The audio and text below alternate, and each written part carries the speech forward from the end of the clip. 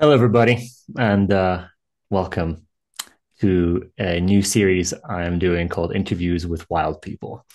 The goal of this interview series is to interview people who have incredible stories to share, healing journeys in their lives that have allowed them to become the types of people that they are. We tend to celebrate people for the success that they have created, and we tend to define success as making a lot of money or creating some awesome thing.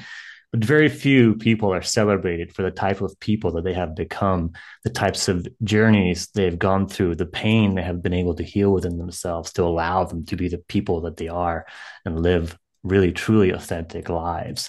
And I believe that during this time on the planet, this is incredibly important to share, as these stories and these people have the gems of wisdom that can actually shift our lives and shift our collective consciousness. So I'm super excited to get into this first call. And for my first guest today, I have actually my sister, Aga. Aga, welcome to the show. Thank you for having me. A part of me was looking forward to you saying my last name. I'm like, wow, the first person who'll say it correctly. No, so those for those of you who don't know Aga, Aga is well my sister and one of the most incredible human beings I know. She has gone through an incredible healing journey in her life. I'm sure she'll share it with you here. She is today one of the most sought out for psychedelic trauma informed psychedelic guides in Canada, I could say. She assists people through healing trauma, through healing their bodies, through entering their power, through a whole bunch of stuff that she has gone through herself in her life. Coming through from a background of trauma and neglect, yeah, we can get into the juicy stuff of our childhood.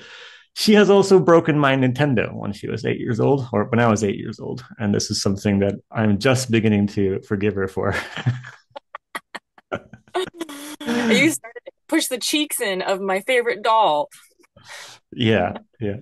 So, Aga, where do we begin? Tell us, I guess the best place to start is like, when did your healing journey on this planet begin? When did you wake up to this thing called trauma?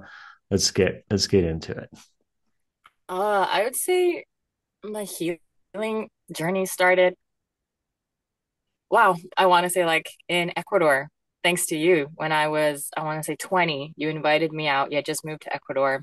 At that time, I was working like three jobs just to make it in Vancouver. I was working to be in film and television as an actress. That was my dream, even though I hated it. I started booking work and was like, this is not what I wanted. I was actually working coat check, working the door at a joint here called Penthouse. If you're familiar in Vancouver, you might know what that is. I was checking people in and putting their coats up. Um, Heavy drinker. I was in this relationship where I had to be drunk to be in it.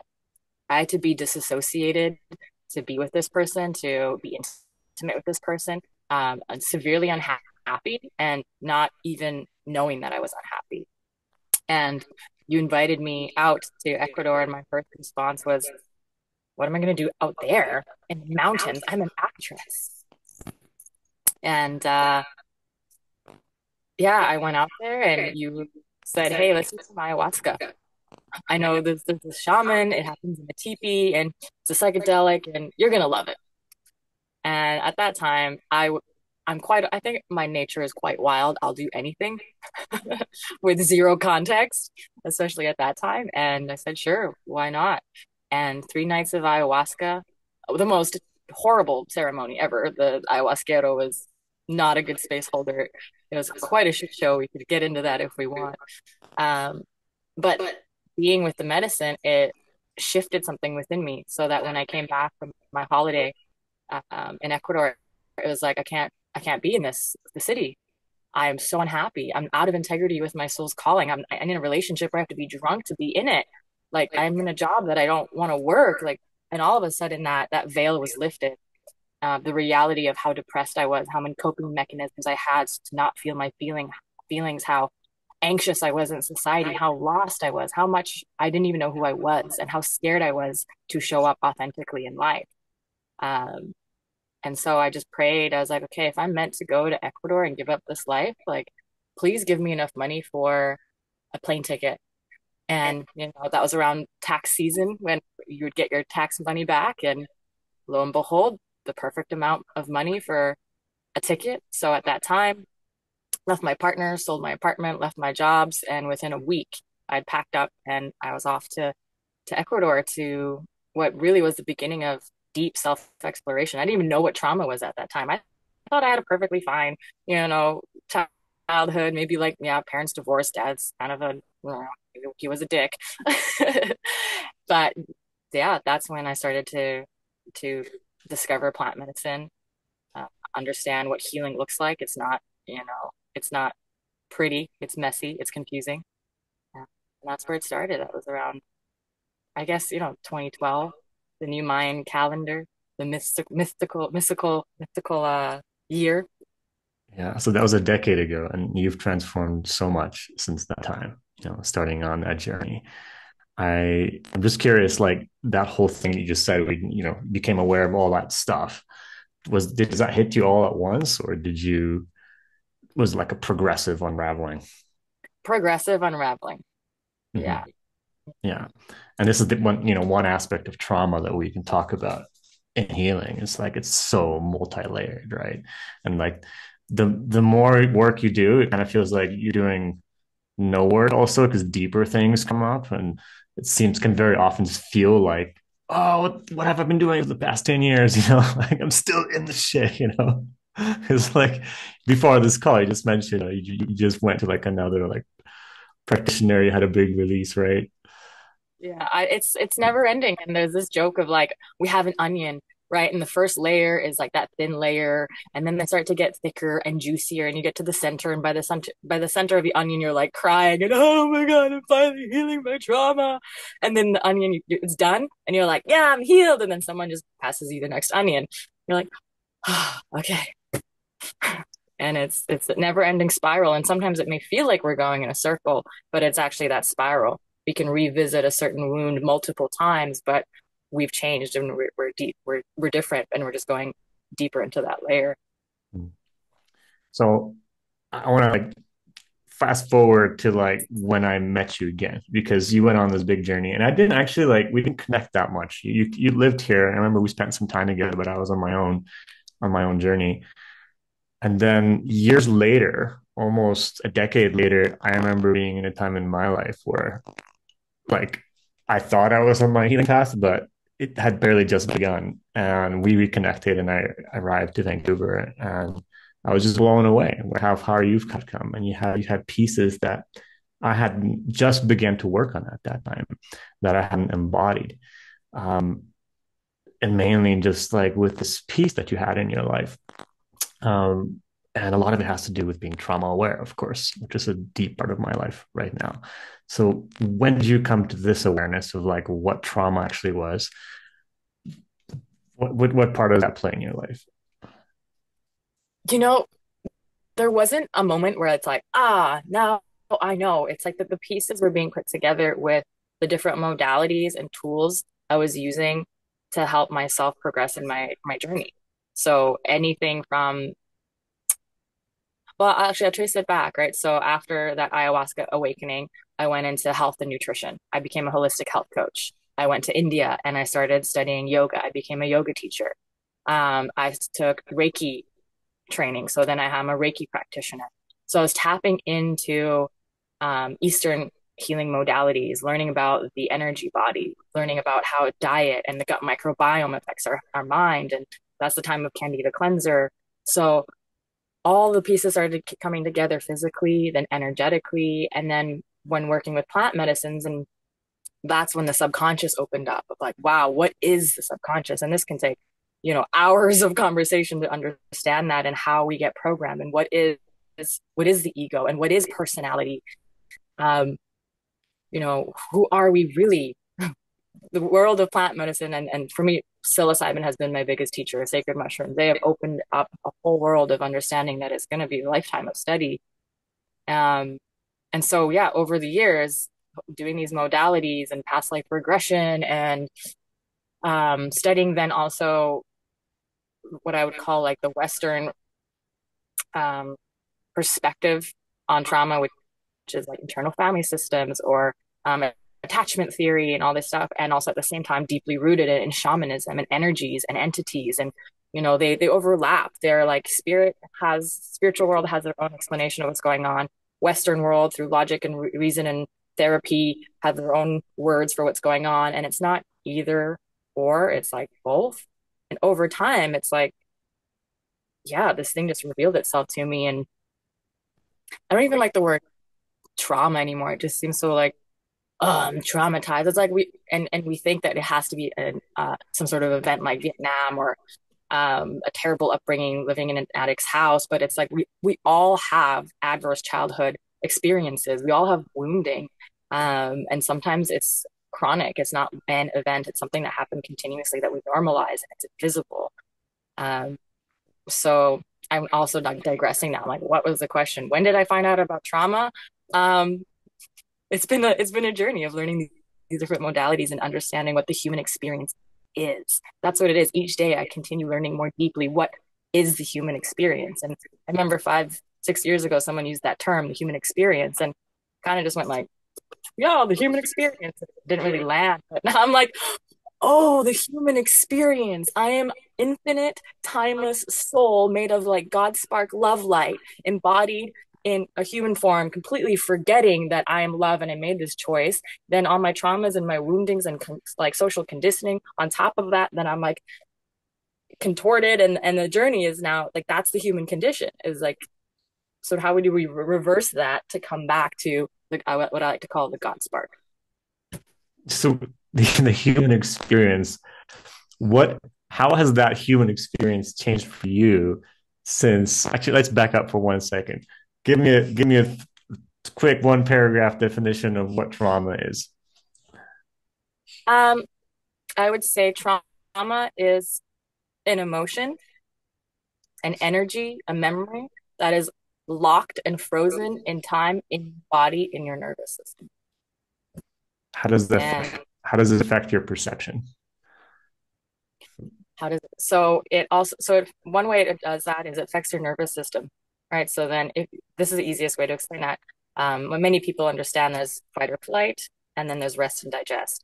If you've got a locked up nervous system, you perceive the world through fight or flight. So hypervigilance, always on the lookout, not trusting the world. So it's like this lens perception of reality changes, because you're not living in a relaxed body. There's so much energy being held in here.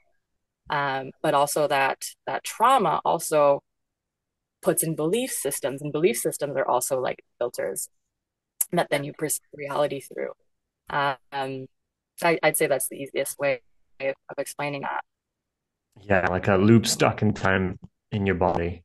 I love that definition Mhm. from Sasha Cuff, and it really Yeah. does change your perception of reality. Like if you're holding trauma in your body, you have no idea what how different things could look like if it wasn't. I had no idea when I came to this work. How has your perception of your life and reality changed since you began this work, like compared to 5 or 10 years ago?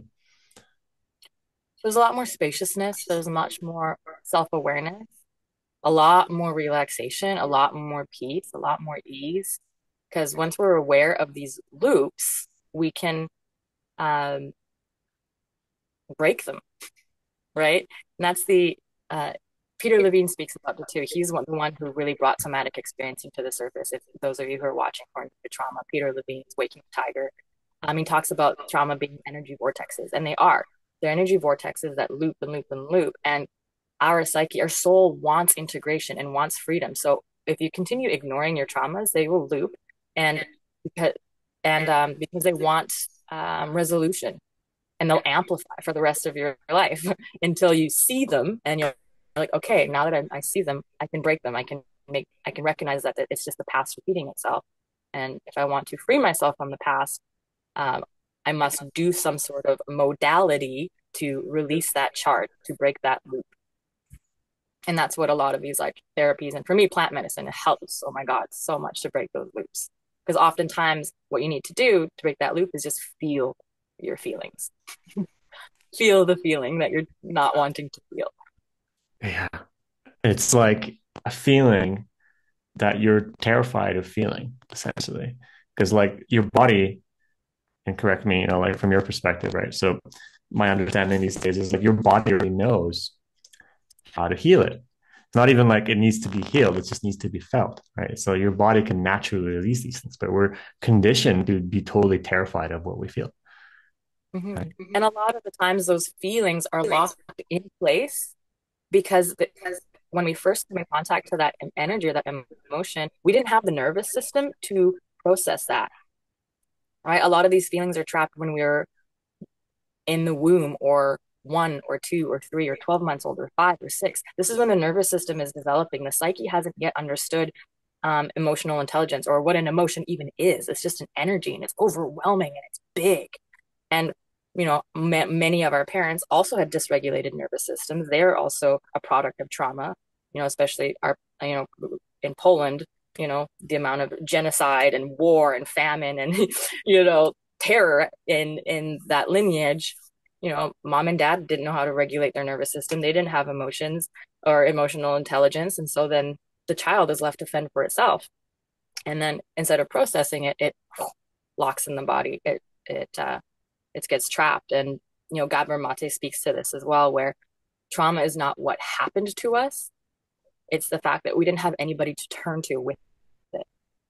Yeah. And so it's that isolation, that we didn't have a nervous system to help us co-regulate. That then that energy got stuck in the body. Yeah. And I think this is super key for those listening. Like the greatest like thing I can pass on from like my own journey, and I'm sure from yours as well, is like you have to get help. You have to get help, and it's not psychotherapy that has its own place. It's just being with another person who's actually in a less traumatized state than you, is the number one prerequisite for the healing. Because otherwise, your nervous system doesn't it just can't get the blueprint for like a healthy system, and it happens like without even any words. Just being next to someone in the same room who's regulated, and you being in an open state and being receptive to the healing, will move things through you. If you've ever like been in a room with someone who's just like lit up with life, and you feel depressed, and you kind of like notice that like they're just in a different place than you are, it's the same thing. Your nervous system's noticing like, whoa, where I am is different there, right? And we're kind of taught to just shut down and think, oh, people are better than us, so that's not acceptable, that's not possible for me. But it is. And the main thing required to shift these traumas is to be with someone who knows what they're doing and can just guide you through it. And it's quite simple. Yeah, basically somebody who can be mom or dad, Mm-hmm. because it's that wounded inner child that's just looking for a mom or dad attention, someone to ask questions, someone just to be with those feelings with us without trying to fix us. That's what all these wounded parts want in us, is for us to really feel their pain and empathize. Yeah. uh, and like that's why there are people that you can pay who are excellent. Their job is to be like a full-time regulated conscious parent, and that's what a therapist is, or a counselor. Or I just went to go see my somatic experiencing therapist, and she's like, I can see my inner child being like, oh my God, you're like the parent I never had.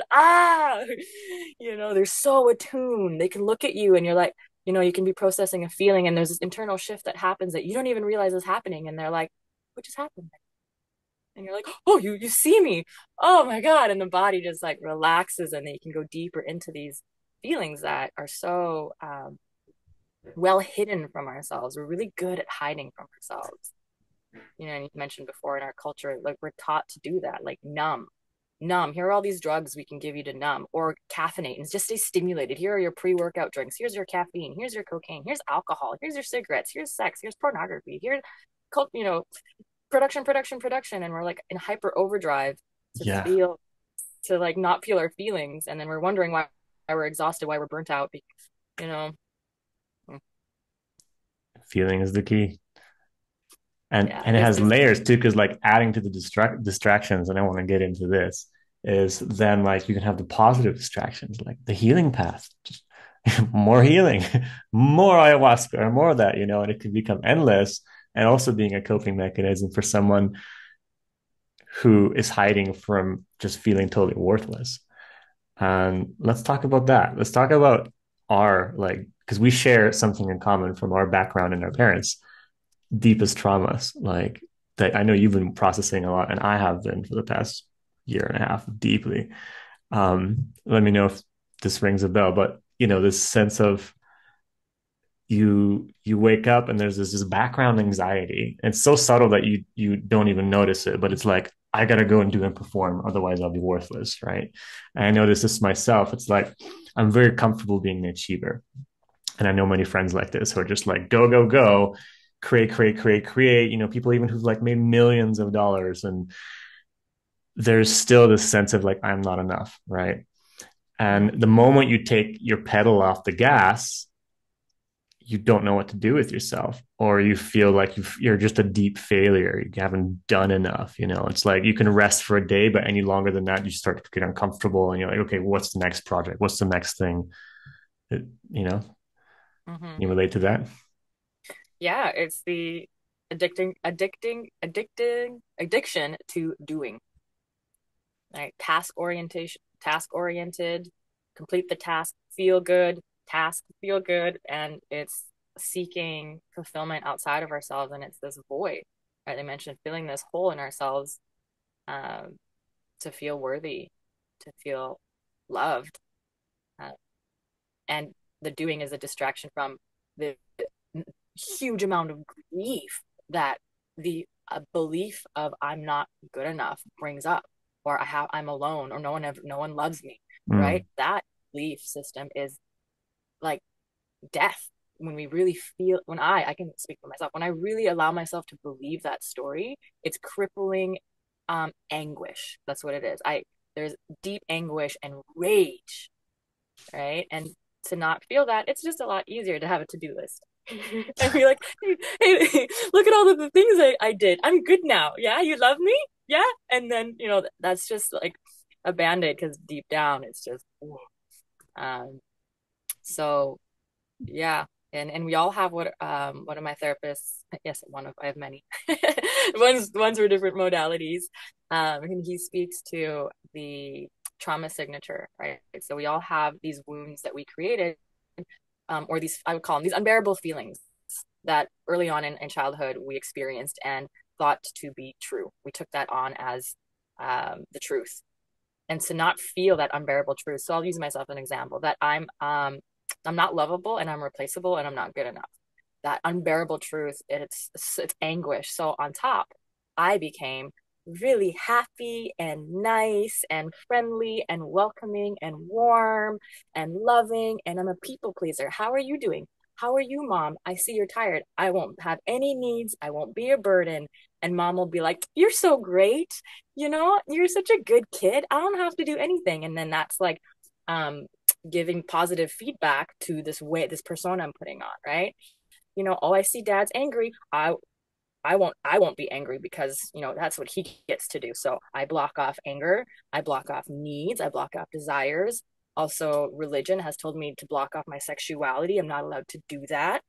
And all of a sudden my true self is like so censored, and I have this persona of being happy and a people pleaser and overachiever to gain your love, but down underneath all of it is just like, just fucking love.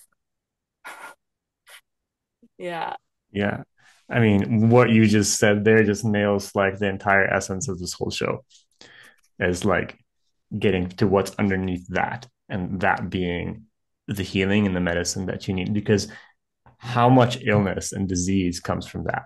Suppressing energy, suppressing sexuality, suppressing what you're feeling, like 100% in my book, right? And you see people who have gone through their entire lives and they're doing everything right, eating all the freaking green smoothies and all the salad, and doing a perfect diet and their exercise routines, and they still get cancer, and they still get heart disease and still get ill, because the tension of resisting emotion, the tension of resisting a feeling and energy, causes massive chemical friction in the body and in the psyche, or you just snap mentally at one point. I know recently I was talking to, um, I was watching a documentary with Aubrey Marcus. He was talking about his father. It's a very touching story where he just had this like dad who was like neglecting his own feelings, his own life pretty much. And then one day he just ended up in the mental hospital because he just snapped, right? He was never really with himself. That can cause so many different problems. If we just learn to accept our feelings deeply and just to pierce deep into our authentic self and like that being the path, yeah. Yeah, because I know we're talking a lot about like trauma and like not good enough and this core wound. And I wonder how many people are out there like, okay, yeah, now what? Okay, I know that I don't love myself and I don't think I'm not lovable. Like, what's the remedy? And, that's a path that it'll be so unique to each person because that love that we're seeking from, mom and dad or from partner, we go into relationship. Like, the primary role of an intimate relationship is to heal our mom and dad wounds. So we will project our unconscious, unprocessed feelings onto our partner, right? Yeah. So then we try and get it from our partner, we try and get it from our friends, whatever. But in the end, it has to come from ourselves. We have to learn how to love ourselves and accept ourselves. And then everything on the outside starts shifting. And in that journey, it's not going to happen in one therapy session or one mushroom journey. I mean, you might get a little bit, but it's going to be like a lifelong journey of removing those spells, and anything and every modality can help, from like EFT to hypnotherapy to plant medicine, just to radical self-love, a self-care practice where you show up for yourself every day. It could be just washing your face or getting that, you know, rose water that's really expensive. It's like, yeah, you are worth that $20 rose water thing. Go get that. If that's what makes you happy, it could be these little things that we start doing for ourselves, and all of it begins to add up. And one day you can look at yourself in the mirror and go, wow, I think I like what I see. And one day, I think I might love myself. Oh, okay. And it's a really pleasant feeling to surprise yourself, because many people go into the mirror, there's a mirror exercise of looking yourself in the mirror and saying, I love you. Most people can't do it. They break down in tears because you can't lie to yourself in your mirror. It's like, wow, I'm a fraud when I say that. Oh my gosh. So that's kind of a test for those of you who are wondering, can you look at yourself in the mirror and say, I love you, and be present with what feelings come up? So, what has been your path in healing, especially what we just talked about, that sense of worthlessness, I'm not enough, the anguish? I know that's been coming up for both of us. I want to hear from you, like, what's been your process with that, and really the overall journey. Well, start with that. Like, what was the most impactful thing? How did that show up for you? And how have you been dealing with it? There's been many impactful things. I want to give a huge credit to, the first ayahuasca ceremony in my time in South America. There was hypnotherapy with Aslan. I remember a long time ago you connected me with him. Uh, those are big moments. And then, of course, mushrooms, bufo was a big one. So these are a lot of like medicines and modalities that helped me unravel.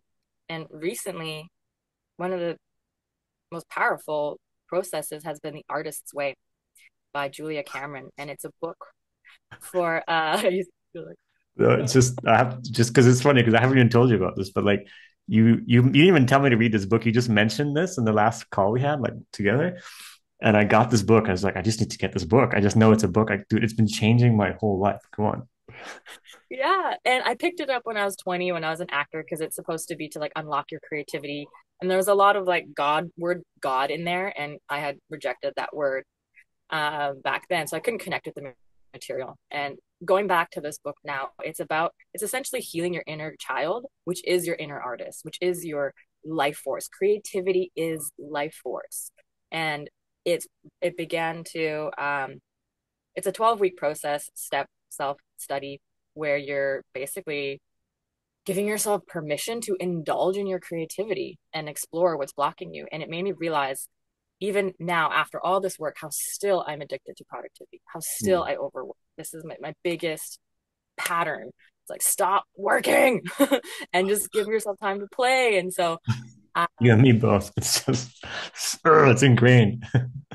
and that's also what can happen if your childhood was like, not want to say stolen from you, but if you had to become a parentified child, right? So growing up in a difficult environment, you become parentified and you lose that joy, that love, like I mentioned earlier, desires, spontaneity, Mhm. And so this past year has been a reclamation of my play, of my hobbies. And so taking all of August off, and I laugh because taking time off, it took me like a year of therapy to give myself permission to take a month off. Like that's how engraved it was to be addicted to working, to production. Couldn't say no to clients that were coming. I would give them my Sundays. I'd give them my hours, all my time for myself. I'd sneak them in there because, you know, I need to provide. So basically giving myself that month off and doing whatever I wanted to do. So, signing up for aerial silks and the aerial arts and doing woodworking class and starting up beading and, the artist way gets you to do artists dates once a week, do something for you without somebody. So there was so much resistance there. I was like, I don't want to do nice things for myself. And yeah, so digging through that journey and giving myself permission to have desires and dreams and hobbies, and reclaiming that play, reclaiming activity for the sheer joy of the activity and not having it be productive. Like painting is a huge one. It's like, can you just like take some time and smear a bunch of colors on there without trying to make it a masterpiece so that you can go sell it on Etsy and make money off of it, right? Can you make just like a garbage piece of painting just because you like how the paint feels through your fingers, right? Without worrying that you're going to waste the paint, and the paint costs money, and then the paint is plastic and it's going to kill it's going to go down the drain and kill the kill the fish, there's so much guilt and shame around like a creative process like painting that I was like, this is insane how much conditioning is around here. Just, I want to be a kid and play with my paints. So it's, Oh my God. yeah, I that's mean, I love that you brought this up because, yeah, I just been devoted to this book for the past 5 weeks. I was like just on the chapter where she has you do the deprivation. For those of you watching, if you haven't checked it out, it's The Artist's Way by Julia Cameron. Get this book. If you're struggling with money, you're not struggling with money, you have an artistic block. Okay. If you're struggling with like love, you're not struggling with love, you just have an artistic block. Okay. We're all artists, we're all creators, and you can create anything in your life. But if you're disconnected from your creative force, well, welcome to why we're doing this podcast, to try to get back to that. Wow. I mean, I love Julia Cameron, and it just dovetails with everything like we're talking about, because one of the earliest things she said in the book just like blew my mind. She basically says for so many things like, you're not. I forgot it now. It was just in my mind. it's so profound. I mean, you'll find in this book. There's a lot of profound things in here. I mean, it's the most spiritual book I've ever read, and the way she writes it is just absolutely mind blowing. It's like you're not, you as an artist, as your creator, you have like a choice to like let that creativity flow or not. And if you don't, you're going against your nature. Yeah, she has these basic principles that you recite, and I love the one that's creativity is the natural order of life. Life is energy, pure creative energy. And there's this force within all of us. And by being creative, we're giving, that's our offering to source. If you don't like the word God, I didn't for a while. God, source, love. It's like by getting creative, we're giving back to the universe. And the one that really like hit me every single time I read it is that our creative dreams and yearnings come from a divine source. Yes. As we move toward our dreams, we move toward our divinity. Oh, I love it. Yes, that's definitely one of the ones, because it's like, wow, now I get permission to actually do this stuff because it actually moves me closer to the source. A lot of people deny themselves play because it's like, okay, if I just achieve my goals, then I will be worthy and then God will like me. It's like, no, you actually have to be daring. You have to be loving. You have to go out there and get dirty. That's the way to get closer to God or source or the divine, whatever, and it's like totally chastises like the opposite, right? Oh God, I want to remember this thing that because it had such so many mind blowing parts of it that has just like altered my life right now. Because I'm just seeing like I've been artistically blocked, right? Oh yeah, this is it. When she said like she was blocked, that's why she went into this whole body of work and created this masterpiece, and she's just a master at this And God, it just flew out of my head again. This is hilarious. I should have not given the intro. I should have just said it. It'll come back if you need it. Yeah. No. But like even just being playful here, like, okay, now I remember it. It's like she was so blocked, and it's this sense that your whole life and everything that you create is like trying to create a nuclear bomb, right? And like just getting over that, and you go through this process, and all of a sudden it's kind of just like normal, like you can just create. And I could just so relate to that because I'm like, I put myself out on the internet a lot. That's how I provide value and create things.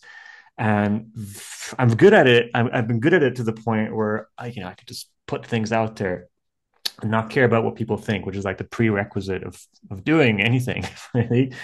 But over the years, this has been this like nugget where I'm just like, oh, I know I'm operating at like 1/100th of my capacity because I'll like just put too much energy into something and too much care about like making this video and it's gonna be perfect. And I'll spend hours, like hours, writing a freaking email that could take me 10 minutes to write. Like, hey, here's this cool video I made. It's about this and this, and check it out. Like the description for this thing. Sometimes I'll spend hours doing it. And I'm just like, fuck, like, what is this thing in me that wants to be perfect? And what is that? Well, that is trauma. That is like, what will they think if I don't do it right? If I don't do it, maybe nobody will like my stuff and then I'll die because I'll starve to death, and it's deeply ingrained. So I'm just like aware of that. And then I'm just like, okay, I'm going to breathe through this.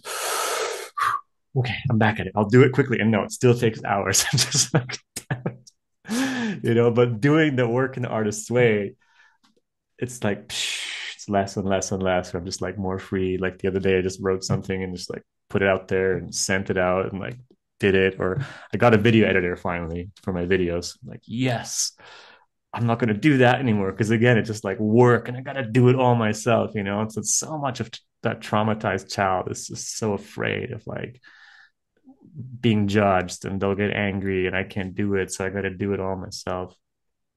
Yeah, Mhm. that's what I wanted to say about the artist's way. So thank you for bringing it up. I picked it up vibrationally and I just like went into it. Yeah, it's so great. And to distill it down, it's a roadmap to reclaiming your authenticity. Because that's what gets lost when it, due to trauma or painful past experiences that we haven't processed, is we lose our authenticity and we lose our connection to self. And that I see that being like a big thing for humanity right now because we're living in such the echo of such deep trauma that we're actually disconnected from our authenticity, and it's so lonely when we're not being authentic. And that what do we reach for when we're feeling lonely is stimulants or numbing, right? But when we and either even Gabor Mate speaks to like the best way to heal trauma is through authenticity. And so her book is so perfect: authenticity, creativity, and it's done in such a light and playful way. And I even start recommending this book to people who are about to work with psychedelics or plant medicine. I'm like, cool, get started on the first couple of chapters, have your journey, or even start microdosing. Microdosing through the artist's way is beautiful as well, like with psilocybin mushrooms, and also a great integration book. Okay, great. So you've got through your journey, and now we're all on a journey of discovering greater levels of authenticity and how to make it safe for ourselves to show up as we are. This book is perfect for that. Yeah, it's connecting really deeply with the work I've just been doing. I just finished 4 months of this intense course with Dr. Kim Duramo from the American Institute of Mind Body Health. Video which I'll put out there one day about my experience. And she's this incredibly gifted trauma healer and mind body practitioner with an incredible story. And the work with her has taught me so much about vibrational leadership. And like for to give a clear example and how this like connects to the whole overwork thing is, we believe so much that we have to do to be something in the world and to create.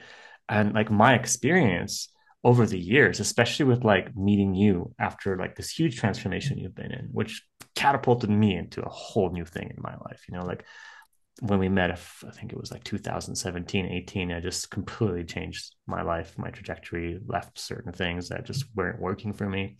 But what I noticed energetically was there's just like an ease, you know, and it's even more now after the work you've done recently, this easefulness in the body. You just like play with life. And people, you would tend to think that if you do that, the first thought is like, well, how will I make money and how will I survive? But strangely enough, as you move into that playfulness, people kind of want to give you money. It's just how it works, right? Have you noticed that? Like, you don't really have to like market yourself out there. Like, clients Yeah. just show up, like, money just shows up. Yeah. And, that taps into the source field collective magic. I love magic, and not like hokey pokey magic, but the fact that viewing the world through the lens of magic and how everything is connected. And so when we are courageous enough to say no to fear and doubt and follow our wildest dreams and our passion and our play, source wants that for us. God, love, creator wants that for us. Like it said here, when the closer we get to our dreams, we're getting closer to divinity. It's like source wants that. So it'll reward us for it. And it works through other people, right? This is like the matrix. So, sometimes it feels like in my life where, I'm like, okay, I want this thing. This is a dream of mine. And it's almost like source is like a puppeteer. It just goes and puts itself into somebody. And then that person comes to me and is like, here, I have money or I have this thing for you. And it's almost like, but I just asked for that. Okay, we'll see you later. And sometimes it feels like these people are making just or source is making a cameo appearance through someone in my life, to reward me for the fact that I'm doing this really scary thing, but it's aligning with my soul and we're going to be rewarded with ease, with abundance. Um, there's so much I can say on that. But I'm going to pause there.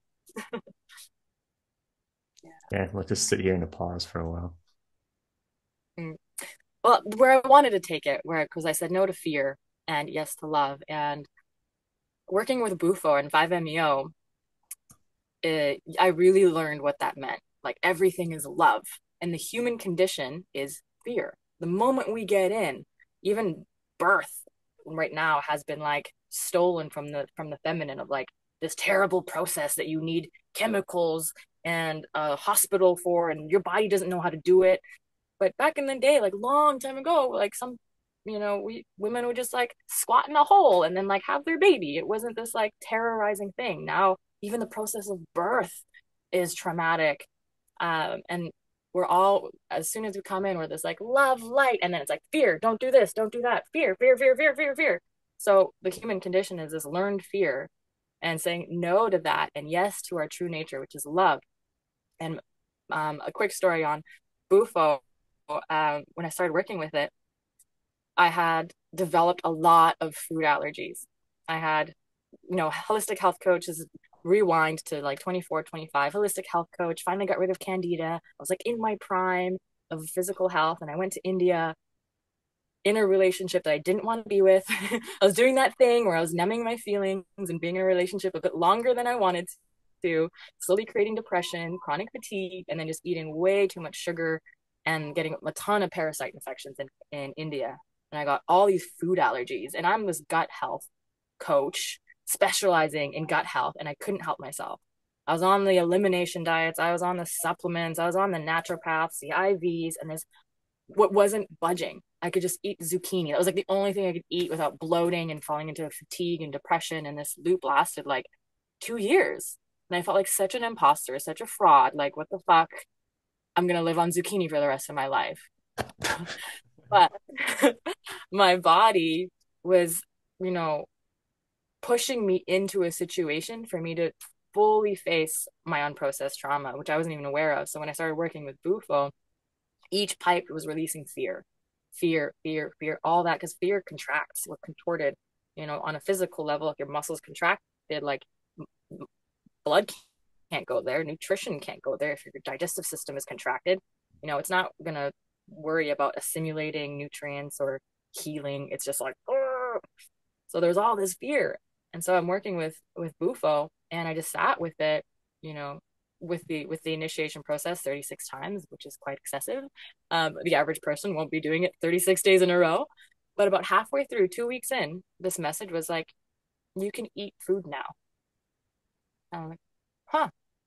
So I go and I eat rice, which used to like eggs, dairy, butter, seeds, and all of a sudden it just passed through my nervous system.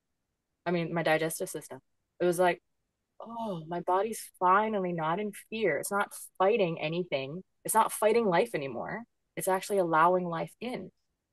Actually allowing food in. I'm allowing nourishment in. And that was a huge moment of, food allergies weren't a physical thing anymore. It was an energetic thing. It was fear trapped in the body. And we mentioned this earlier that we live in a vibrational world. Everything is energy, everything is charged. So to truly address a physical problem or disease, we got to get to the root of it, the energetic component of it. So this is where the journey of like enlightenment or self-discovery and authenticity is saying no to fear, which is so easy to succumb to because it's everywhere, and say yes to love. Yeah. This is exactly the work I've been doing with Dr. Kinderama in her study. She's masterful with helping people bridge that mind body connection and heal the body through that shift. And I never actually knew that you had that shift on Boof, or maybe you told me, but I forgot it. Mm-hmm. Boof is really powerful with releasing the layers of vibrational things in the body, layer by layer. I was gonna say, one of the funniest quotes I've ever heard from Kyle Cease. He mentions this. You have a dog, and it wants a treat, but you go like, sit, okay, good, good. You have the treat, and I'll never forget. He says, like the universe is the very same way. It's like you want a healing, you want like abundance, and the universe will be like, meditate, play, paint, get dirty. Okay, here you go. Right. uh what a journey to like take it. I'm still feeling really in the thick right now. I mean, layers have come off, but especially right now, like I'll be vulnerable, like in this sense of like I have to do work, I have to get things going, I have to go, go, go. I just came back here to Ecuador, like after being in Spain for a year and a half, and I had one of these experiences in my life where you just like, you're not supposed to be there somewhere, you're out of alignment with your choice, but you're like, no, I have to do it for blah, blah, blah reasons because other people and blah, blah, blah, when you just compromise. So I was doing that for over a year, just living somewhere where my heart didn't want to live. And I did it because my daughter was there, and so many of my faculties started to kind of shut down, even though I was doing great work and I was doing focusing on what I wanted, but I didn't have access to like that flow. And so now I'm like recovering from that and being in this beautiful place in Vilcabamba where I've lived for 12 years and just like starting to play and enjoying life again.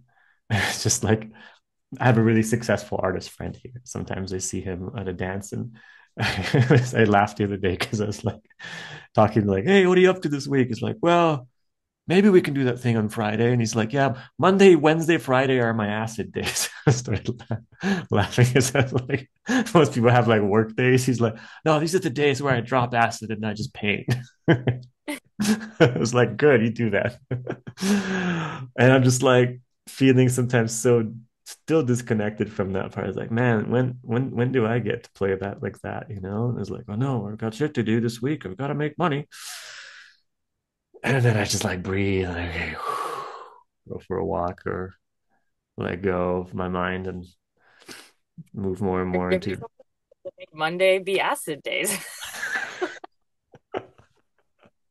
No, what about my liver? I can't do it. Yeah, yeah. Oh gosh. So Yeah. what are you working on now? What are you most passionate about?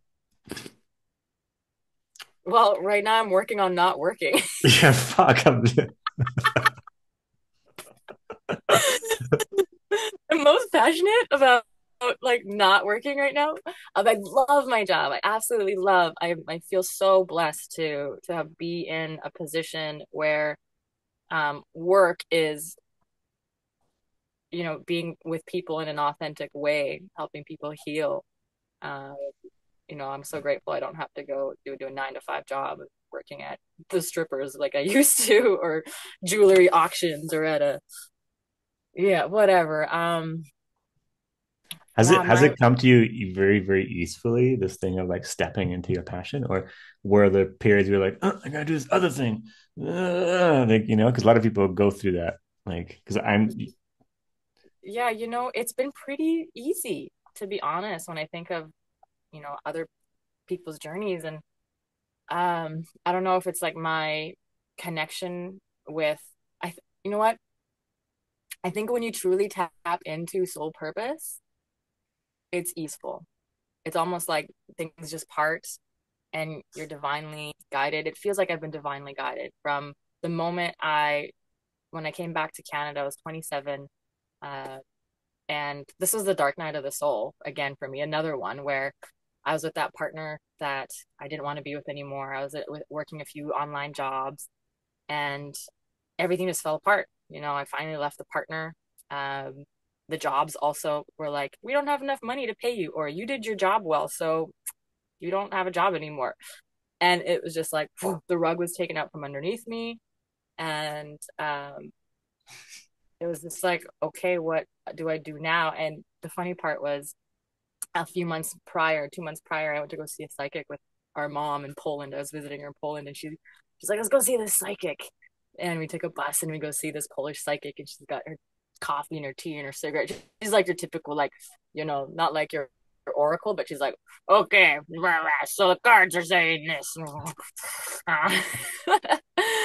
And our mom wanted some guidance, and I got there, and she's like, "You want a reading, honey?" Of course, in Polish, and I'm like, "Sure, why not?" And she was dealing these cards, and she was, yeah, like, "Yeah, the relationship you're in right now, it's done, it's over. Don't worry. You're don't ever worry about finances. You're taken care of, and just follow your joy. Just follow your joy, honey. You're okay. Just follow your joy." So 2 months later, you know, broken up with this relationship. Now I have to pay double rent. These At the same time, two of my jobs let me go, and I just come back from India, so I have all these food allergies, and my face was like blowing up with this red, itchy psoriasis rash every day, and I was breaking out in blisters, and my head was so itchy I couldn't sleep at night. I was sleeping with like ice packs on my head. This is 27, and like life is just falling apart. Like before I broke up with my partner, he threw a water bottle at me, and it like went onto my laptop. So my laptop is all like funky and weird. And I put a spoon in my Vitamix blender that just exploded. And those blenders are like $500, by the way. So like laptop broken, blender broken, relationship broken, no jobs. And all I could hear is the psychic's voice. You're always going to be provided for. Just follow your joy. Just follow your joy. So at that point, I'm like, well, what brings me joy? And at that point, I was making sauerkraut. I was like, fuck it, I'll just make sauerkraut. So I started making sauerkraut and packing it into jars. And I was a holistic health coach at the time with huge gut issues, trying to like sell sauerkraut on Instagram. And then my friends who owned a food truck at the time invited me to make massive batches for their food truck. And then I got hired to work at the food truck. And then I had this beautiful summer of playing at music festivals. And then that led me to another person who's like, "Hey, I'll hire you for this." And went to another music festival, and, "Hey, I'll hire you here." And all of a sudden, like, yeah, I was divinely supported by following what brought me joy. And so then I started working with psilocybin on my own journey, and just surrendered to them. I'm like, you know what? I have no idea what I'm doing with my life, but all I know is I have to follow my joy, and things will work out. So when I started working with them, I'm like, just help me follow my joy. Help me like tune in to what actually makes me happy.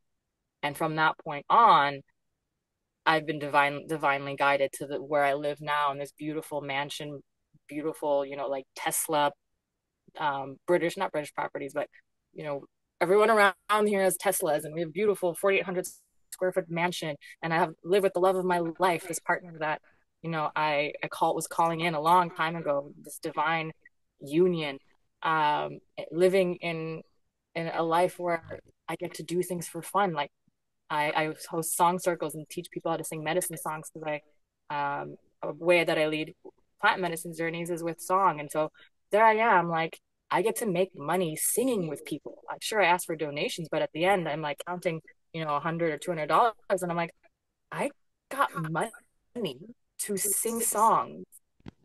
I had so much fun tonight, and I'm getting paid for this. And there's a little voice that's like, guilty. You shouldn't be, experiencing joy for money. That's not how it works. But that's just the old conditioning. But like, yeah, we can be rewarded for following our joy. We can be rewarded financially doing the things we love doing, the things that light us up. Like that's the reality that I think that we're birthing, this new earth coming into the age of Aquarius. We're moving away from the masculine, the pushing, the efforting, the capitalism, production. We're being invited to live life through, what feels good. Yeah. Just so you know, the number one question after this interview will be like, where can I get the contact info for that psychic? Like, Yeah. answer. But you touched on when you just I got goosebumps when you said it. You know, we said the prayer, help me to feel what my joy is. Because I am struggling with this, I'm refining this. And I know many people in the past are. It's like you hear this wisdom, like follow your joy, and you think what your joy is versus what your body says are two different things. Very often we're struggling. Like, well, I'm doing one of the things, but it's not working out because you're actually not doing the joy. And I want to like help me out with this. This is what I'm like coaching. This is my experience right now that I'm refining. So I started this thing called Sales of the Stars like a year and a half ago, and it just exploded. Like with my crazy dream of mine, for those of you watching, you might be familiar with, check it out, salesstars.com. I wanted to just crowdfund this massive sale for cameras on it and invite amazing people and coaches like Aga from all over the world to come sailing around the world. We use the time of sailing to bring out them their genius and just to put on camera and have conversations like this. Because I want to combine all my joys like in one place, like family, amazing people, sailing, and everything. And my mind told me this is a stupid idea. I had this like argument in my head actually, like, this is stupid. And I'm like, and Mark's like, no, do it. I'm like, fine, I'll do it to prove that it's a dumb idea. And I put it out there, and my full-time job for like almost 2 years. It's provided in many ways. Miracles just showing up. And in the beginning, it was just an explosion of synchronicity. And then it got hard. And the joy kind of left out of certain ways because I realized like some ways I was going at it like wrong, not the right way. And so just to like summarize this, I'm still moving forward with it right now. Like put all my focus into it again because we've got a third of the funding now in place. We're raising $1 million, so we've got a third of it, and yeah, so that actually, yeah, it's big, big milestone. It's funny how it came about. But then there's the parts of me that just like don't want to do it, and I'm realizing, and this like refinement. Like right now, for example, a big step of the project is like I need to like redo the website. We have a brand new video, and I have to like design the website and do it. I just don't want to do the website. I just want to move on to interviewing people, just having fun, and like sharing the project. We have the whole plan set out. And I'm just like I just don't want to do any more like computer techie stuff. I'm just like my inner child is pissed off. Look, if we just the website, we can move on to the next step. And it's like, no, I just want to like eat my ice cream. So I've been struggling with it for like 10, 14 days right now. Actually, much longer. My girlfriend's like, just finish the website so we can start inviting more people. Like we've got like amazing people lining up and wanting to join the project. I'm just like, putting my feet, what is that? What do you do on the path? Following the joy, and then it just gets some parts of it just get really annoying. Well, sometimes, okay, so this brings in another methodology I like to work with. It's called internal family systems. And this is the methodology, recognizing that we have many parts to us. So what I hear you saying is there's this one part that is like super excited about the project, and then there's a part that is creating resistance, and they're butting heads. So sometimes, um, resistance, our protector parts show up as resistance, inner critics, um, managers, and they're working to protect the system. So sometimes our expansion is so rapid and big that they're like, whoa, whoa, whoa, whoa, whoa. This is going to change things. And my job is to create safety. And this is unpredictable. And this unpredictable behavior is unacceptable, right? Mm. Joy is dangerous because at one day it's going to disappear and you're going to have that, terrible feeling of abandonment show up. So, we're not even going to allow joy in or this new dream that you're calling in, because one day it's going to fall to shit and then you're going to feel disappointed. And I'm here to protect you from disappointment. So, no, not allowed. So sometimes these protector parts come online and prevent the thing that we want. So the self sabotage. And Richard Schwartz developed this methodology where you can actually work with these parts and speak to these parts and get them on your team, rather than creating resistance. It's a fascinating methodology, but yeah, that's also a mechanism of the psyche as well, where we're at war with ourselves, even though this is what we truly want. There's parts of us that protect us from it or sabotage ourselves from it. How long is that process? Can we do it right now?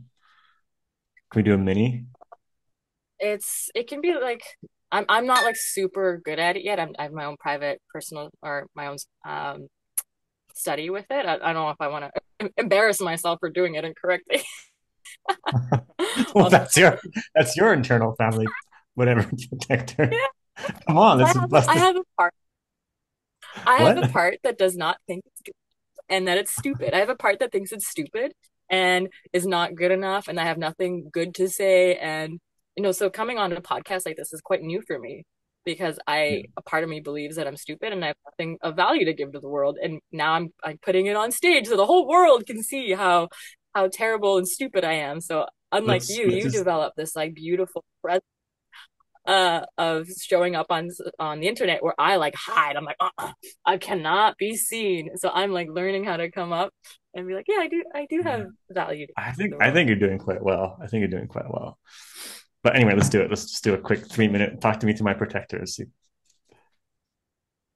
Guide me. Okay, so it's gonna be you talking to your protector. Okay. Um, all right, so yeah, so when you tune into the part, let's use for example, what you were describing, the part of you that's really excited and that part that does not want to do the website stuff. Hmm. Can Got you it. feel them? And yeah, which one feels which one feels like has something to say right now? The protector, the one that doesn't want to do it. He seems like he's Okay, predominantly so there. welcome. Okay, okay. Can ask him, yeah, if he has anything to say to you right now. I want to do it. I've just been doing computer stuff all my life. I just want to have fun, and there's an easy way to do these things. And if you keep doing it all yourself, then we're never going to get anywhere. So there's no point to doing it because we just got to change it and screw this. Mm, mhm. So what I hear is that protector is tired. Yeah. All the. Hmm. Can you ask that part? When did this part start doing this hard work? When I was 18. 18. Mhm. And what did it want to do instead of this hard work? Just wanted to play, be more free. Got Mm, married really young too. That wasn't like a lot of work. Marriage. Ugh. yeah. Just wanted to go have fun and be free. I never got to be free as a young man. Just did all these freaking responsible things. Ugh. Hmm. Mm.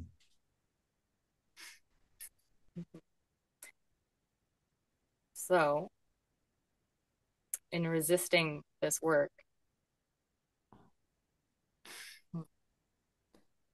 how old do you think Casper is? He's, I don't know. He's like 37 chronologically. Oh, okay, so you're aware of how old Casper is. Yeah, but he's more like 16 inside. Hmm. So you think he's 16? Hmm. So Casper, you can tell your protector how old you actually 37. 37. How does this part respond?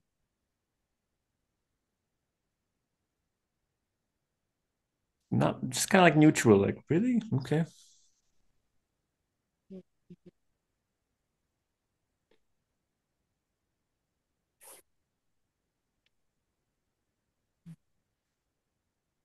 So what do you need from Casper?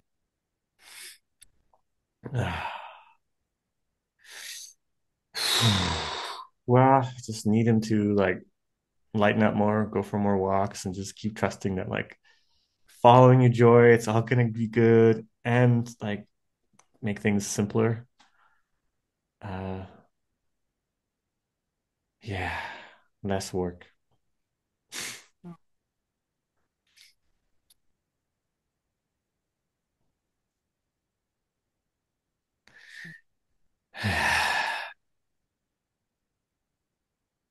Yeah, I see your body relaxing.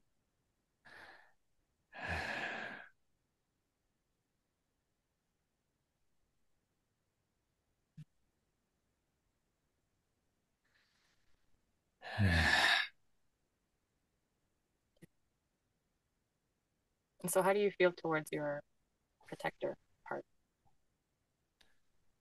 More compassion. I feel like I can listen to that guy because it's felt like a real war inside. The thing is, yeah, there's definitely like actual messages being sent there.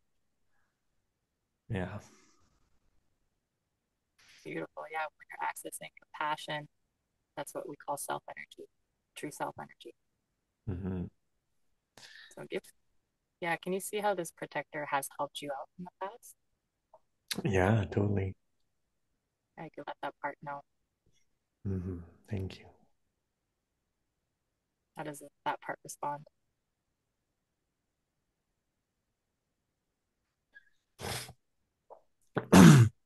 It's good. It feels like, you know, it's got a, yeah, it's got like more to say. Like I'm a little confused about like, yeah, what is it trying to protect me from? Also, like, um, yeah, You can ask.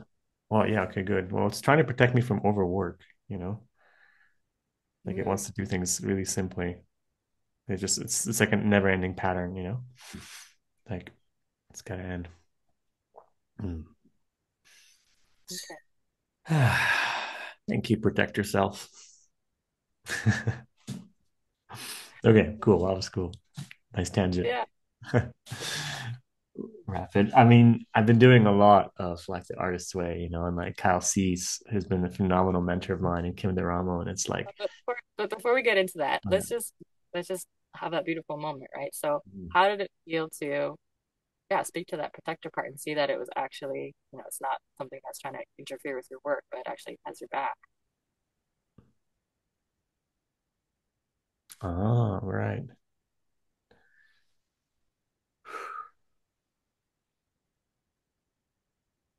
Yeah, that feels like yeah, there's less friction in my body because it's my truth. It's just like, you know, otherwise it's like there's this energy that's like trying to protect me. And then there's like the excitement that actually does want to do the thing, but well, they're kind of the same thing. It's like the protector wants to do it, but he's like, But then there's like a judgment because it's like a vortex inside. It's like, fuck, well, the thing isn't getting done, so I'm fucking a piece of shit. I should work harder. It's like, and then you have like fatigue coming in the body instantly. That thought's there, like, oh, I am a piece of shit, right? That's like the core of the chronic fatigue, also, which I've been shedding Yeah. with Kim's help. It's like, yeah, Yeah. yeah, I can see Yes. that. Yeah. So this protector part is actually just trying to protect you from overwhelm, from what you just said, the burnout. And it's Mm. actually wanting you to go for a walk. So, the next time you come up with that resistance, you can talk to the protector part. Okay, protector part, what do you need from me? Okay, let's go for a walk. Okay, if I go for a 15-minute walk, will you let me do this email? Or Wow. how about we go for a walk and then you don't have to work hard. I'll actually write the email. We'll go for a walk and then you can just stay in the forest and then come hang out with me when I'm done writing my email. Right? You can unburden your protector because the protector part is like, I don't want to fucking work. And it's like, cool. Well, I'm 37, so I'm going to write the email. You're 18 because when the protector part came in and he came in when you're 18. You're 18. Go be an 18-year-old. What does the 18-year-old want to do? Cool, let's go do that. And so with your imagination, like we could have gone and like taken him out of the work zone and into nature, but he's also giving you clues, right? Like, I don't want you to burn out because you have burned out in the past, and I love you. I just want you to be happy, and let's go for a walk.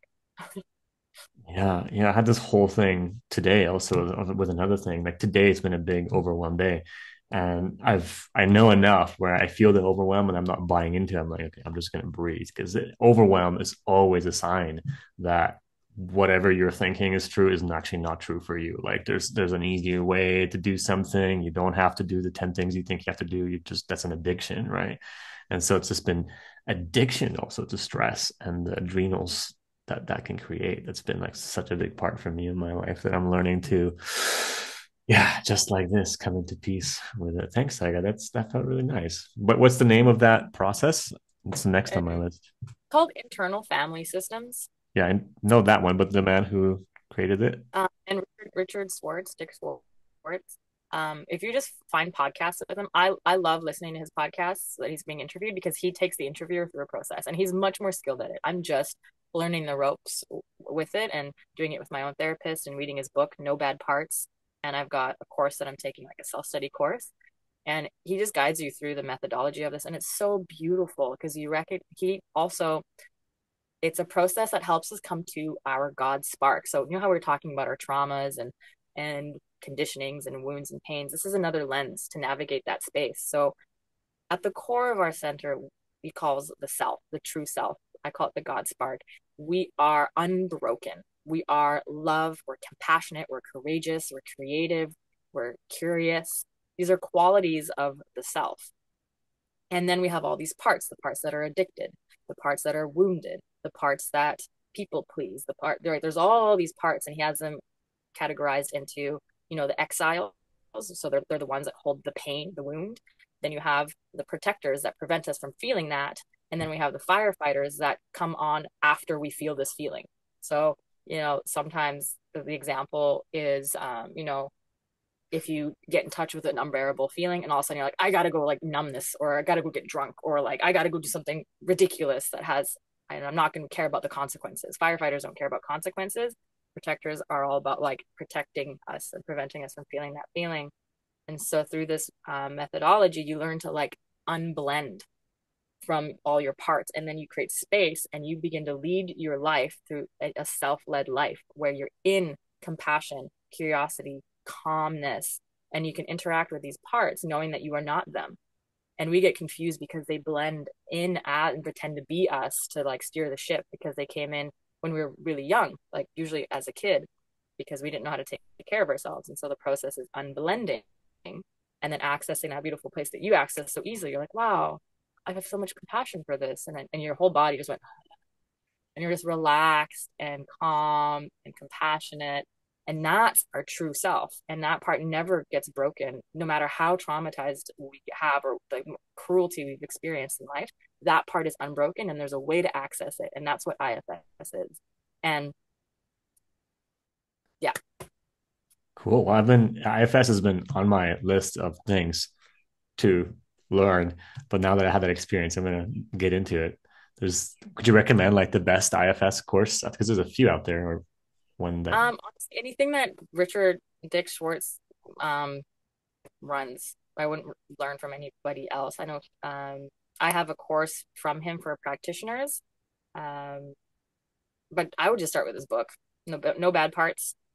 And Tim Ferriss does a really good interview with him. That's like an hour and a half long. So Okay, great. Next piece in the puzzle for those listening. Two books for you: Artist's yeah, Way and No Bad Parts. Awesome. I'm addicted to the methodology now because I begin to see through the lens now of like when someone is being shitty, I'm like, oh, that's just their protector part. Okay, I get it. When somebody's doing that, I'm like, oh, that's just their wounded child, and then I can see that in myself of where am I acting from where, and and it's quite shamanic in its nature. You recognize, we have these relationships with ourselves, and it's pretty magical. Anything that brings magic into my life, I mean, it all works together too, because like on the topic of following your joy, there is a refinement in my life necessary, and I see that's been for a long time, and like I've stepping into it now. Like I love making video and putting stuff out there, but I hate editing videos, right? So like I made a big leap this month. I was like, okay, like I'm just gonna hire a video editor, right? And there's so much fear around it, like, whoa, what, I have no lose control, and what if I have to pay them $1 million? All this like random stuff that comes up, right? And it's like, wow, I can just like edit video now. I mean, make video without editing it, right? And like, I don't really want to keep making websites. Like, I just want to like lead from the heart and continuously like step into my highest joy. And a lot of the times, I think like our dreams do get clogged up because we're stuck.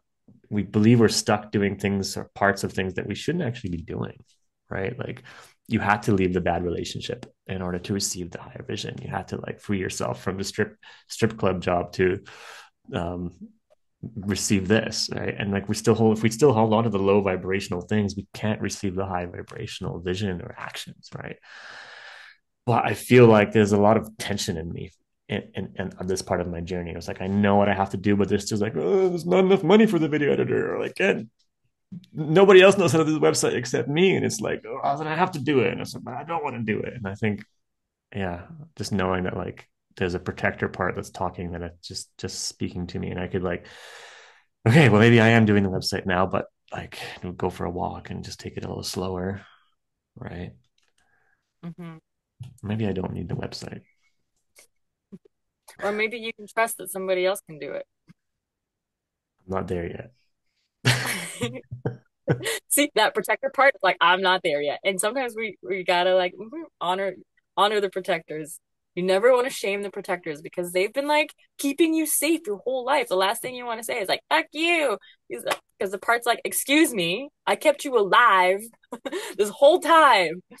Okay, you know what? If somebody's watching this right now and you like my stuff and you would like to have a job being my media manager and making like my websites, and if you can actually channel the stuff that's coming through me, and you would love to like be on a sailboat at one point having a world class adventure, and you'd love to be part of like publishing media like this and just like organizing that vision out there through websites and everything, if you understand the essence of what we're doing and you feel it, and you want to work with someone who has 20 years experience in this area, then reach out to me. I'm open to the possibility that someone like this exists that could replace everything I do online, so I could focus on just channeling messages and creating things.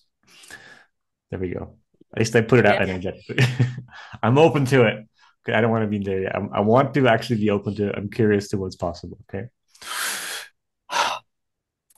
There we go. yeah. It just feels good just doing that.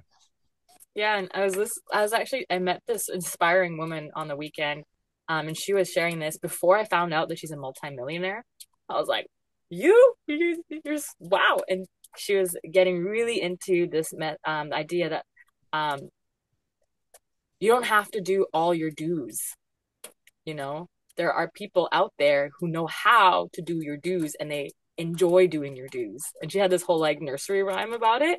And she's like, so Oh, you know, you just focus on the how and then find people to do the do's. And you don't have to do all your dues. Wow, some the do that you don't like might be somebody's like dippity do, right? So share your dues. Everybody will dippity do together. Like, oh, you're right. Somebody must like really love putting video editing together and websites. That's their jam. Like that's how they want to serve the world. And why are we forcing ourselves to do something we don't want to do when somebody else would be so grateful for that opportunity? yeah. Okay. Let's do it. Let's do the dippity doo. Let's make it. I'm sailing towards my life being a dippity doo nonstop. That's what I want. And for me, like the healing path is all about that. It feels very serious in the very beginning. You've got all this depression and things to deal with, and like it feels so hopeless. By the way, I have been so depressed over the past year that Oh, me yeah, too. yeah. 2020. Let's talk about depression. By the way, like I don't know how much time you have. We're like an hour and a half in, but this is going to be like a Joe Rogan. Like let's just go for it. Like I don't know. Okay. Let's fill it. I feel I have there's another call. So what yeah, I've got time. I have till 4. depression.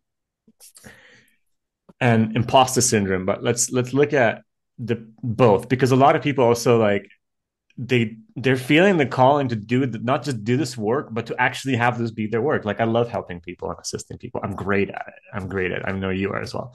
And but I've struggled with this imposter syndrome, right? Like like you with the gut health issues, like, oh, how the fuck can I help people if I can't even eat rice, you know?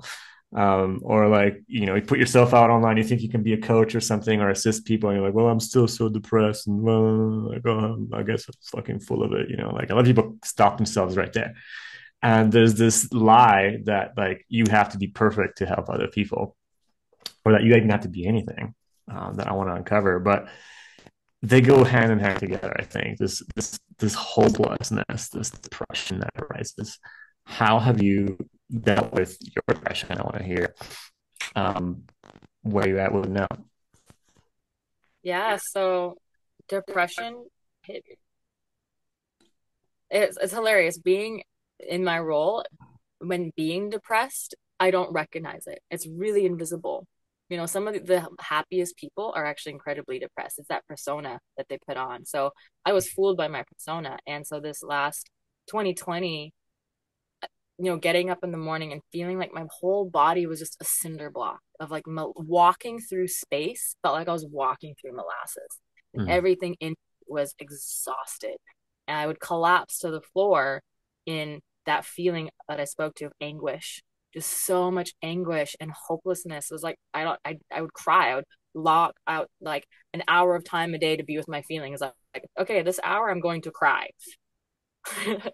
And just no passion, no apathy, just no interest. Didn't want to do anything. I also started coping by just reading fantasy novels. I got super into like young adult fantasy magic and fairies. I would just disassociate with my book, and I was exhausted, and I didn't know I was out of it until I got out of it and I looked back. I was like, oh yeah, that's depression. And I think we all go through these stages of another dark night of the soul. Every time, there's a energetic tune up or upgrade, there can be this really dark time, and there's nothing wrong with it. So the first thing I was practicing was acceptance. Can I accept this feeling?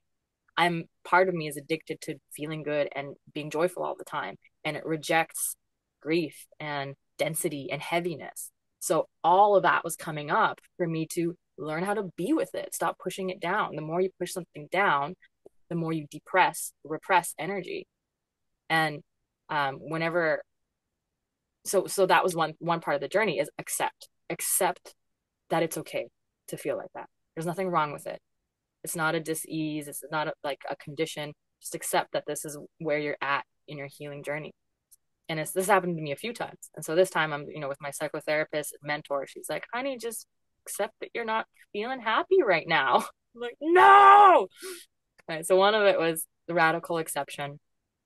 Another one was recognizing that these feelings I was tapping into, because I was also doing a lot of work with plant medicines, were prenatal or pre-verbal energies. I didn't even have words to what they were. And when I dipped into them, I was so dysregulated. I didn't know how to process them. So a big part of my healing journey was, thank God I have a loving partner that I could borrow his nervous system.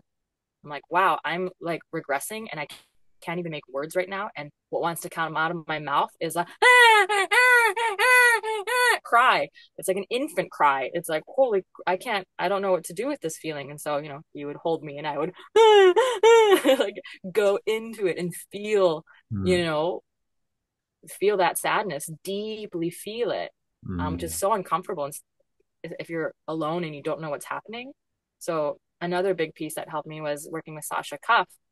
He's a medicine practitioner here in BC, and he works with 3-MMC, which is an empathogen. I did a training with him, and it really helped me understand even more deeply the nervous system and relational therapy, um, somatic relational therapy. So I knew when this feeling was coming up, it was like, oh, I'm actually regressing. I'm an infant.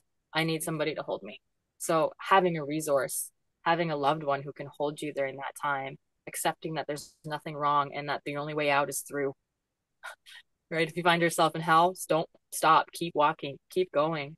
Um, Microdosing helped me so much, microdosing psilocybin, because it helps process energy mushrooms are really about helping to bring us into balance, to bring up our subconscious material, to bring it to light, to be felt, to process it and let it go, so that we don't continue those loops we're talking about, right? So microdosing to help me feel all those uncomfortable feelings and just like clean out the pipes. Um, and again, artist's way, and then focusing on the things that made me happy. And somatic experiencing was a big one for me. The depression, and I sometimes can, to this day, sometimes I wake up and I'm like that heavy, for me, it shows up as a blanket, like a lead weighted blanket of heaviness. And it's actually a numbing. Mm-hmm. It's a numb feeling. I know that. And I'm like, oh, this is not actually depression. This is my nervous system is in collapse mode, and it's collapsing, pushing down really Yeah. hard because Yeah. there's something that wants, there's a feeling here, right? So Yeah. it fights back. And that's what, for me, my understanding with the work that I do, that's what depression is. It's the nervous system in collapse, in freeze. And to give you an example, in the wild, when an animal, say a gazelle, is eating her grass, and then all of a sudden a cheetah comes out and she goes, she goes into fight or flight and she's running for her life. You know, the cheetah makes doesn't get the gazelle. The gazelle takes a time, and what it'll do when she's safe is she'll start to just shake. Like the whole body will just all that adrenaline, like, oh my god, I almost died, and shaking releases that cortisol, releases the adrenaline, and puts you back into rest and digest, so she can go, hey guys, we're eating, okay, we're just gonna, right? It's not like, holy shit, I just almost died, and where's that cheetah? Oh my god, like we gotta like put up some defenses, like that cheetah could come back, right? And it doesn't do that. It's just like, and so they've done studies on animals that if they don't shake after a traumatic event, there's so much charge in the nervous system that the animal will die. It needs to discharge its energy. We are the only mammal that goes through these intense experiences in life, you know, especially in childhood trauma, like if mom and dad was not a safe place, or, you know, if you suffered any kind of abuse, or even society, we're like, but we don't shake it off. And then that gets, you know, turns into, okay, collapse the nervous system. We play dead. So one thing Yeah. I forgot is when we do get caught by cheetah, we just play dead. It's the freeze response because that just numbs everything and we're dead. And the cheetah thinks we're dead. So the cheetah might be like, oh guys, I just got me a snack. And then instantly the gazelle can go and go out of freeze response, go into fight or flight again and run for her life when the cheetah is distracted. Yeah. Or if the cheetah chooses to eat the gazelle's numb anyway. It's like, cool, I'm dead anyway. I can't feel that. So what happens to us is if we're in that, we don't discharge. So that turns into like neurosis, like going around and then we're dysregulated and needing to do the do's and the things and we can't calm down. Anxiety is a huge one. You just have all that charge. You need to Yeah. shake it off. Yeah. Yeah. And Or then what anxiety and ends up happening depression. to me, Good. yeah. And what happens to me is collapse. I have a collapse in my body. I have a chronic freeze or so many freezes over the years. And these can layer. I have so many freezes. It's a lot easier just to not be numb than snap out of it and feel the feeling. So yeah, we're the only animal that doesn't die, but we end up just having about like a bunch of neuroses and depression and chronic fatigue and anxiety and bipolar because there's all these energies that are just like seeking to discharge, but we don't have the avenue to do it. So for me, that blanket, whenever that depression when it comes, it's just like, oh, there's a big feeling underneath here. So I either got to go see my somatic experiencing practitioner, do some IFS, some breath work, start maybe a microdose because I need to get out of my holding pattern, you know, my subconscious holding pattern to feel what's underneath there. Oh man, thanks for dropping all those truth bombs there. This is awesome for anybody watching if you're experiencing depression. I mean, you nailed it right there in so many ways. Like the most important thing is to just realize it's your nervous system doing something. And for me, I've gotten so much help with moving through depression this year from Kim Duramo. Check out drkimdrama.com. I'll post a link down below as well. She has a specific course for anxiety and depression because these states go hand in hand together so well. Like you said, you got the freeze, but the freeze is only there to make you run again. And so many of us struggle with that deep freeze. And it's like these cycles of like, go, go, go, collapse, go, go, go, chronic fatigue, adrenal burnout. And then eventually, you seek to find out who you are and what's actually going on. And I know for me, like I'm sure you can relate to this, especially this past year as we were going through the same thing kind of simultaneously. I remember I called you. You're like, I'm just freaking depressed. I'm loving it, whatever. just to just love it, right? To just love it to death. When you get depressed, very often it's because you're finally resting to feel what is in there. And for me, I noticed when I wasn't go, go, go, when I was in that period, especially in the winter in Spain, all of a sudden it was like, oh, that freeze. And then there's like a layer of fear on it. Where you're like, I can't afford to feel this. I don't want to be depressed. Ugh. And that creates even more tension in the body, right? Because you're giving it an identity. The moment you give it an identity, oh, that's a lock. But you can get out of it so quickly, especially with EFT tapping. Like all you gotta do is a couple rounds. In fact, I'll post a really good depression tapping round below. You guys should check it out. But the key for me was like in those tapping rounds, it's like I don't need to identify with this and just to notice that it's an energy field. And sometimes just that can like liberate the nervous system and allow even deeper depths of the feeling. So you can cry it out, melt it, and it feels like you have this frozen iceberg inside and it starts to melt like Hmm. yeah. So it's just like that compassion for self. You're not broken. You don't need drugs. You just need to feel. Yeah. You need to be okay with it.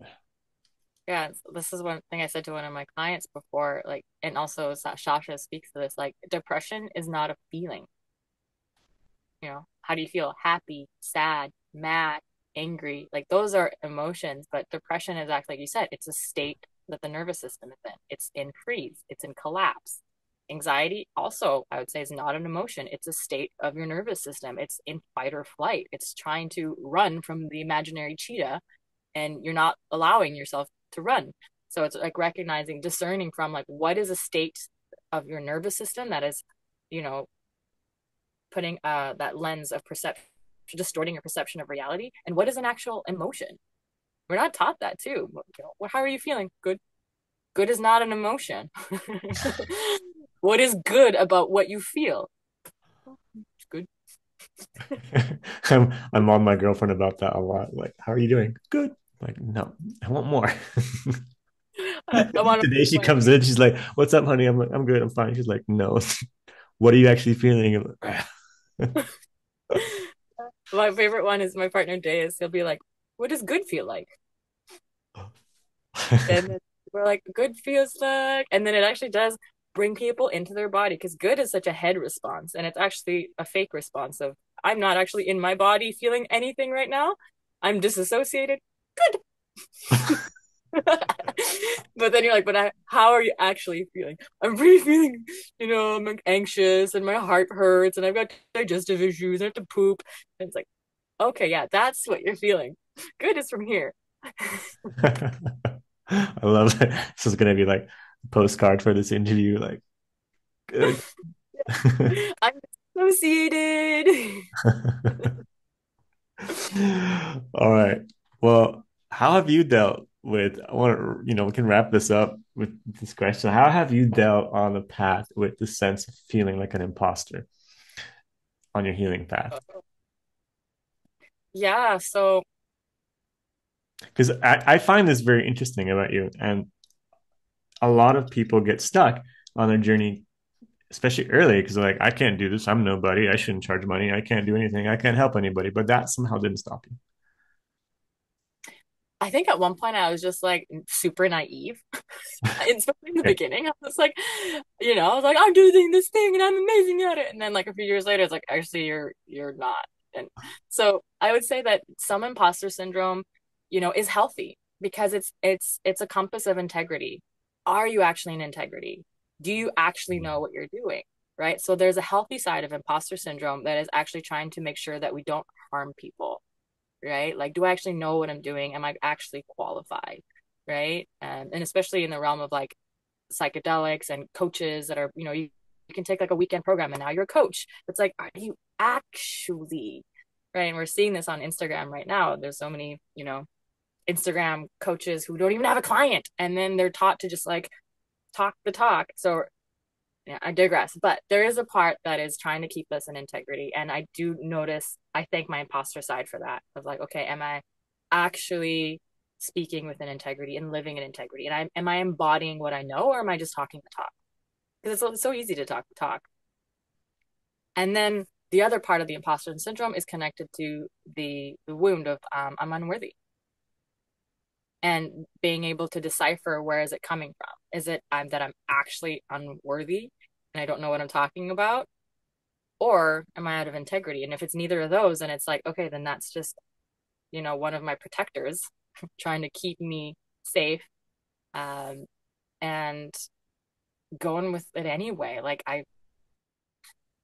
right, this is where I don't know if I have the answer. I just like I know that there's healthy parts of the imposter syndrome, and the more I speak to people who I see as my mentors or people in successful roles, and I ask them, and they're like, "Oh yeah, that voice never goes away." Yeah. It's there. You just learn to like pay attention less. Every time I turn the camera, I'm like, I have nothing to say. Uh, Yeah.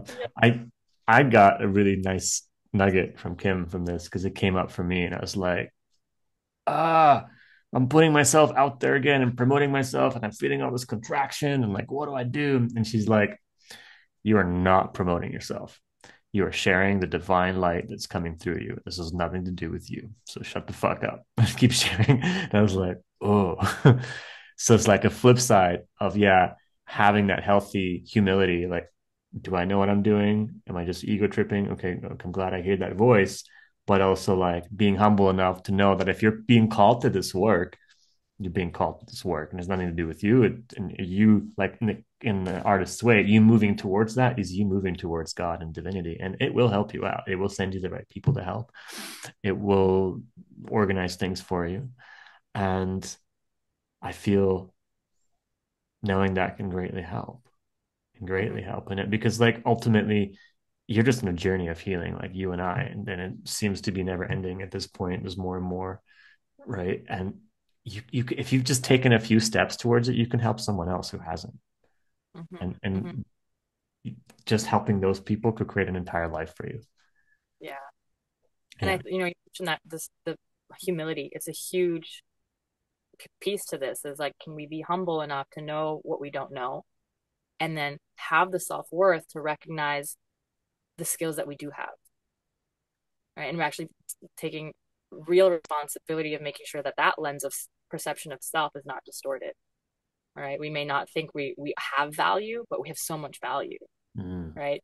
And then, or we think we have so much value, but actually, nothing is actually grounded and embodied, right? So this is where it's helpful to get community recognition, like community feedback. And this is what I've been doing. It's like, wow, there's this voice in my head that's like, I have nothing to share. I'm actually not good enough. I'm going to ask my community. I'm going to ask the people I work with, and it's getting their feedback of how I actually do show up in the world, how I actually have impacted people's lives. Then that is like giving new information. It's actually challenging the distortion of myself in my head. Be like, actually, there's evidence that proves otherwise. your your theory about yourself is incorrect. You can actually own, your skills and your gifts. And for those who are starting out on their practice, they want to leave their like um, oral hygiene job or accounting job to help people. It's like, know the scope of your practice, right? If you get into a coaching practice, don't tell people you're going to heal their autoimmune conditions and depression in 30 days. Maybe help people feel more energy and joy, and just start small, right? Don't make these huge claims. Know the scope of your practice, and yeah, be realistic. Very And good. yeah, and then one last thing on that was, you are, no matter where in your life you are on your journey, you can always be a teacher or a guide to somebody. You just have to be 15 minutes ahead of them. Yeah, it's very true, and that 15 minutes can change their entire lives. Yeah, I mean, yeah, and we're all in it's like the circle. We're all a little bit, um, you know, someone might be 15 minutes ahead of me, and that's why I go to them, and someone might be 15 minutes behind me, and like that's where I can turn around and share all this wisdom that I'm accumulating. Yeah. And imagine So if like like that always imagine if the whole like, planet was doing that all the time. Like that is the evolutionary leap we're making right now. And a lot of people don't get into this work because like, oh, everybody's already a life coach. It's like, no, you're not. That's not the reality. That's just because you're surrounding yourself in the bubble. That's all you see. But people need help. Like this is the best time to get into the healing work. You can if you're messed up and your life sucks, heal yourself and like everything will follow. And it could be mhm, your work. Like get yeah. passionate And like about. yeah, before it's like you don't have to be perfectly healed and have all your ducks in a row to help others on their journey, right? As just as long as again, you're humble and you know you know your shit and then you have somebody helping you with your shit so that you don't project your shit onto your clients, right? So there is this like projection transference thing that happens. So, be doing your own shadow work to bring more light to your being and then you can serve humanity as well, Mm. no matter where you are in life. So tell me about the cool stuff you're doing right now with the microdosing psychedelics and how people can get in touch with you and what you're doing because I know you're doing a really cool project with that. Yeah, so well, microdosing is something that we have. We're based in Canada, so unfortunately, I cannot sell. How do I say? How do I implicitly say this? Can't send these substances across the border, but if you're in Canada, you can definitely reach out. Here in Vancouver, it's like the wild, wild west. There's like 17 dispensaries downtown, and everybody's microdosing. You can get coca and LSD, and like it's boost your latte with a drop of LSD. Like it's crazy what's happening here in Vancouver. Yeah, yeah. So it's literally like Coca Leaf Cafe, and you go in, and it's just like all the illegal psychedelics. Wow. And yeah, they're not being enforced, law enforcement, because I think we're on the cusp of recognizing that these are going to be decriminalized soon. There's so much evidence that psychedelics are helping with PTSD, addiction recovery, with depression, with anxiety. That it's like you're not gonna get in trouble by providing somebody with something that's gonna help them heal their depression. Like the judge is never gonna be like, guilty, you are helping humanity. Well, what has Well, at happened least for many years. here Yeah. here in Vancouver, at least that's the consensus of what's happening, and so like I can be a little bit louder about what it is that we I offer, and so there's that, but also that the biggest project right now is a women's psychedelic retreat in Costa Rica. So I've partnered with Mm. three other women, and so we're going to be working with MDMA and mushrooms together, that stack specifically, and coming together in sacred sisterhood to first of all heal our own the feminine essence within us, which is, our ability to receive, our ability to feel, our ability to be embodied, to ask and receive support, to connect with our intuition and feel our feelings together, and heal the sister wound. Because there's, woman to woman, there's been a lot of wounding there, right? Not just, betrayal between masculine and feminine, but there's been so much wounding and hurting between woman to woman. So, what better place to come into Costa Rica with some empathogens and some beautiful mushrooms to come together for 6 days to do this work. So it's that's going to be March 28th to April 3rd. Thank you for sharing. So what kind of women is this for? What is it? Who is it ideally for? Yes. Move on to this. Yeah. So who we're calling in is, women. There's three tiers of women, but it's basically for any woman who is in her hyper masculine. So the one who's been doing, like we're talking here, like doing, pushing, pushing, pushing, efforting. The one Mm. who's been doing it all on her own. She might be that spiritual entrepreneur who's just like burnt out, zapped out, who just needs to be held. Or, the mom, the single mom or the stay-at-home mom who's like offering all of herself to her children and is like, but I need the support too. I need the healing as well. I'm still, wanting to discover who I am and connect to my joy and my authenticity. Or the frontline workers, the spiritual entrepreneurs, the nurses, the paramedics, paramedics, right? Who have, that day to day being with people in that kind of atmosphere is so traumatizing and terrorizing the nervous system. So people who have just been giving and their cup is empty or about to dry out is like, come and, the feminine energy is like, come and receive, come get nourished, fill your cup. So that's what this retreat is for. And me being, it's not like I'm fully in my feminine, like come and receive with me. I'm the divine feminine. It's like I'm doing this because I'm also the doer. I'm also learning to be more in my feminine. And I'm also a recovering lone wolf coming out of burnout. So the way forward is together. It's, there's that African proverb. If you want to go far, go alone. If you want to go fast, go alone. If you want to go far, go together. So this is the idea of coming together, rising up together. And if there's anyone on the call who'd like to join, please, I guess, contact Casper, and we'll have all the links and stuff.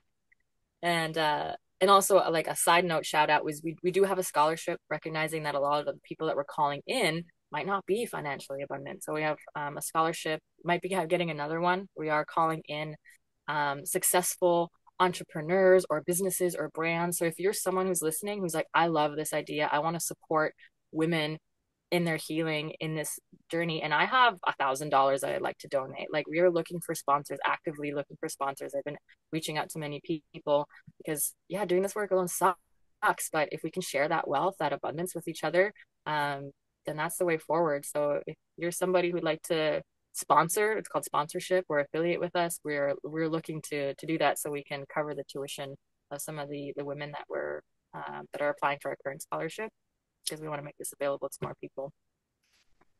Awesome. Thank you so much, Aga. Do you have anything else you want to leave us with here as Mm, parting words? I just want to say thank you. This was really fun. Yeah. And, like we said, we haven't actually, our journey, even though we're brother and sister, we grew up quite disconnected. And even in my early 20s, we disconnected. And it's just been recently in, my early 30s, late 20s, that we've connected in this way. And it's been so much fun.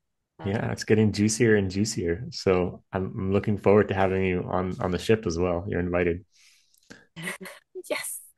Actually, I'm officially I want to invite you on this call, onto the experience. You want to come? Cool. Yeah, I'll have to clock into my busy schedule of putting in some time. But yeah. Okay, cool. Do you accept or not? Oh my God, there's like resistance in accepting. I'll be like, oh my God, that means I won't be able to work. No, I mean you can come for whatever. We're doing like different legs of the journey. Okay, yeah, yeah, totally accept. Okay, cool. I'll tell you about it later. Lots of love to you guys. Thanks so much for listening. All the links are down below. This is a phenomenal first episode of the Wild Heart. I mean, interviews with wild people. It's you've called Wild. been you've been an absolute amazing example, blueprint of a woman recovering and redefining and finding her truth and her wildness and her heart. And so, I love you. Oh, I love you too. Thanks. Thanks for Oh, watching, guys. yeah. See you in another episode.